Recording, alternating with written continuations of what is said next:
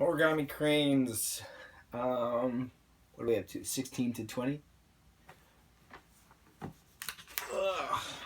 my back. I'm getting old. I feel it.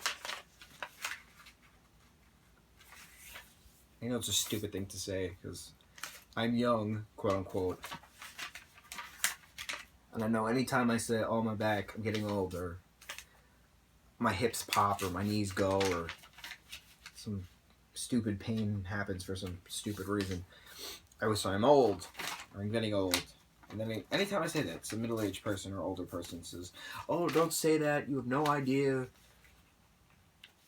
Like, okay, that's fine, but like I'm just saying, like, I'm in my 20s. My joints should not be popping and cracking as much as they do. I'm telling you, when I turned 18, a billion years ago, my joints just started to give out. I was doing a crap ton of theater at that point. I was doing musical after musical. There was one point I was in 4 shows at once. And it turns out during that time period I had mono. And I didn't know this until a couple years back when I had blood work done. And I know I'm sidetracking a little bit, but I'll circle back. So I kept like feeling exhaustion constantly. So I was like, something doesn't seem right. So I had blood work done 3 or 4 years back, whatever. And the blood work came back. I was tested for everything. And the thing said that I had tested negative for Epstein-Barr. And I was like, positive for Epstein-Barr. And I was like, since when did I have Epstein-Barr? Thinking that actually meant that I currently had it at that moment of the test. And the doctor was explaining that it only is showing that I had it in the past, that I positively had it in the past. However it was explained. And I was like, oh my God. So I was like, how's that possible? And she was explaining that it's a form of mono or mononucleosis. Is that the actual term? I don't remember.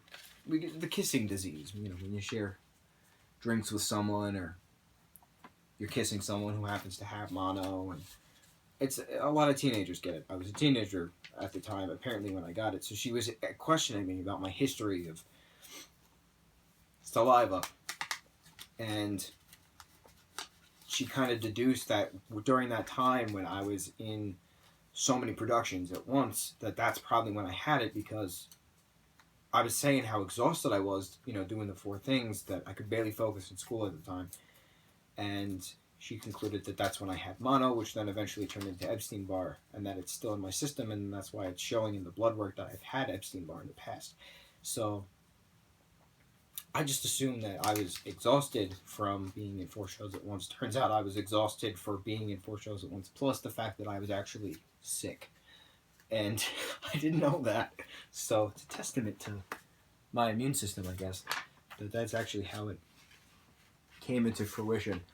But it's just interesting how, during that time period, I was doing so much for so long.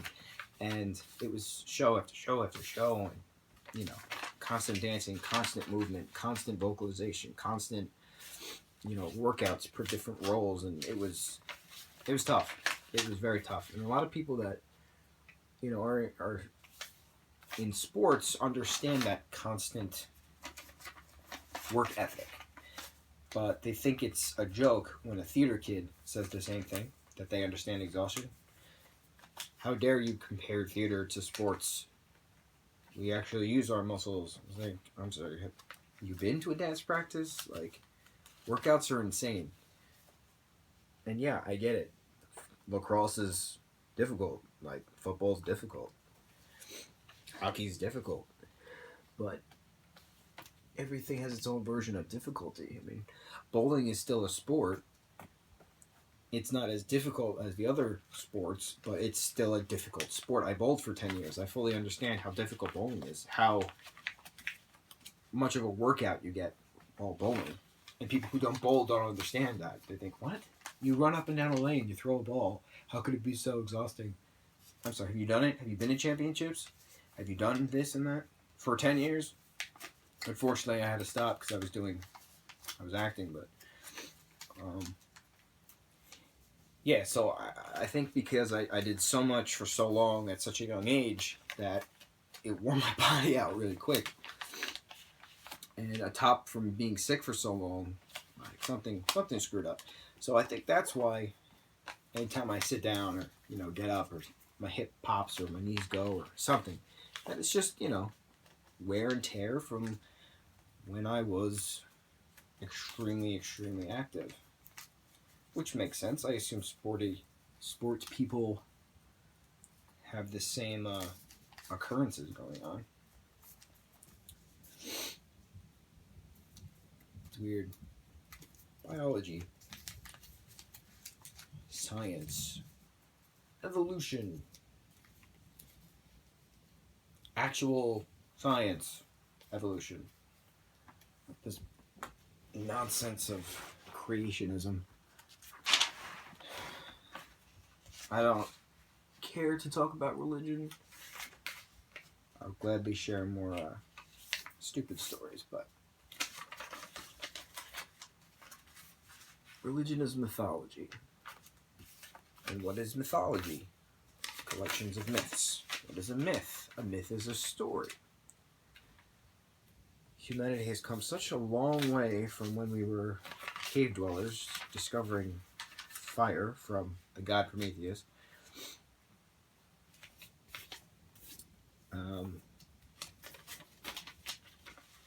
It's just sad to think how far humans could have been now if religion was not a factor limiting everyone's potential.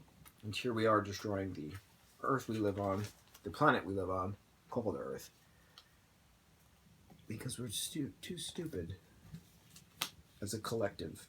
We're too stupid as a collective. Before I was born, too stupid as a collective to destroy the planet for profit. But the revolution is upon us, and we are done. We are tired. I do like the Leviathan theory, though, of how global warming is essentially the Earth's fever, and it's trying to eradicate this virus that is humanity from its being so it can get better. Samuel L. Jackson talks about it in Kingsman: The Secret Service, one of my all-time favorite films. It's fantastic, and I can't wait for the sequel. But yeah, it's a good theory. Speaking of some of my all-time favorite films, Goon, the 2010-2011 movie with Sean William Scott as Doug Glatt, is the perfect quote movie. And it's funny because it's a hockey movie, so it's like, how's Joe's favorite movie a hockey movie? Because like, I'm not really that big into sports.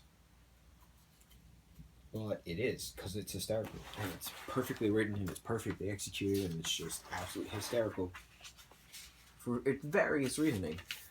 So, when they announced that they were doing a sequel, and that Jay Baruchel was writing and directing it, because he's one of the stars. He stars with Patty in the first one, and he's reprising his role in the second one. I was like, oh my god, this is so cool. But it was only a Canadian release for St. Patty's Day. American release. And I'm dying to see it, because I do not live in Canada. And I need to see this movie, because it's probably absolutely perfect.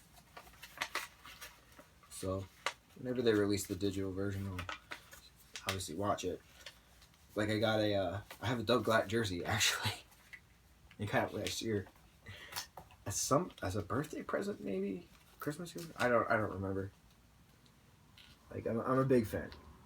I have a Doug Glatt jersey from Goon. I have a Styles Stalinsky jersey from Teen Wolf. I have a Danny Mahilani jersey from Teen Wolf. Back when, Teen Wolf was awesome. The mythology in that was great. But it changed, as everything does. Same thing with Walking Dead. Walking Dead was great, and then it changed, and now it's not. But my parents have been hosting like premiere parties for The Walking Dead for years now, and so it'd be like a season premiere, mid-season finale, mid-season premiere, mid-season finale. So it'd be like 4 group showings, and we run an episode of Walking Dead. And Phil Creek came to the house, and we had a viewing party. It was really cool. It was probably one of the most fun film shoots I had ever been a part of, because it was literally at our house, and we did not have to go anywhere. Just had to have a party. That's what we'd always used to do. We always had parties. A bunch of different people. It was fun. But yeah, everything changes. There's nothing you can really do about that. That's how life is. That's what growth is. You live and learn. As Bob Ross once said, we do not have mistakes, we have happy accidents. Or something like that. I might have switched it up. We do not have accidents, just happy mistakes. No, that doesn't sound right. I think it was the first one. Bob Ross, man. Yo, when they put him on Netflix, I was so pumped. I was like, yo. So I watched him solidly for, it was like 3 weeks straight, right before bed. Because he has such the nicest, soothing voice. And just knock you right out. I remember when I was a kid, I used to watch him like after school. And I would just pass right out. It would be like the greatest naps ever. And it was, of course, I like art, so it was nice to see and learn from him. I'm not all that great at painting, but his view of nature is fantastic. Very impressive. You know, I like more the crafty stuff. I'm not too big into realism when it comes to art. I think abstract is cool enough. You can differentiate between the two, obviously, but like you can see what you want to see. Just because I'm making a crane doesn't mean you see a crane. You could see, I don't know, an ostrich with no legs and a giant tail. I don't know. I'm clearly overtired at this point. I'm making things up. But yeah, this concludes 16 through 20. Happy folding, everyone.